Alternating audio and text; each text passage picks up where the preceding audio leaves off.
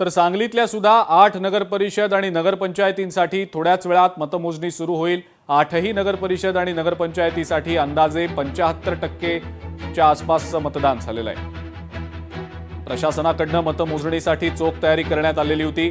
27 फेऱ्यांमध्ये 8 नगरपरिषद आणि नगरपंचायतींसाठीची मतमोजणी पार पडणार आहे। अत्यंत चुरशीनं हे मतदान पार पडलेलं होतं आणि याच अनुषंगानं मतमोजणीचा आजचा हा दिवस आणि मतमोजणीसाठी 746 कर्मचारी नियुक्त करण्यात आलेत। आमचे प्रतिनिधी संजय देसाई यांनी या सगळ्याचा आढावा घेतलाय, पाहूया।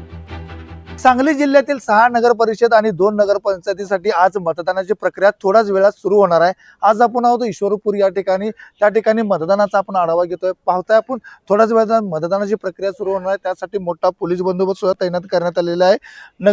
8ही नगरपरिषद नगरपंचायतीसाठी 75% मतदान झालेलं होतं। आज मतमोजणी पार पडणार असून 8 ठिकाणी प्रशासनाकडून मतमोजणीसाठी चोख तयारी करण्यात आलेली असून स्ट्रॉंग रूम या ठिकाणी मतमोजणी तयारी करण्यात आली आहे। मतमोजणीसाठी जवळपास 746 कर्मचारी नियुक्त करण्यात आले आहेत। एकूण 27 फेऱ्यामध्ये 8 नगरपरिषद नगरपंचायतीसाठी मतमोजणी होणार आहे। सगळ्यात जास्त म्हणजे ईश्वरपूर नगरपरिषदेसाठी 6 फेऱ्या मध्ये होणार आहे, तर सर्वाधिक कमी फेऱ्या या शिराळा नगरपंचायतीसाठी होणार आहे। आटपाडी या ठिकाणी भाजपचे आमदार गोपीचंद पडळकर यांची प्रतिष्ठा पणाला लागलेली आहे, तर विटा या ठिकाणी सुहास बाबर यांची प्रतिष्ठा पणाला लागलेली आहे। त्यामुळे 2 तासामध्येच कल कुणाकडे जाणार हे आता कळणार आहे। कॅमेरामॅन सुजितसह संजय देसाई, लोकशाही मराठी, ईश्वरपूर, सांगली।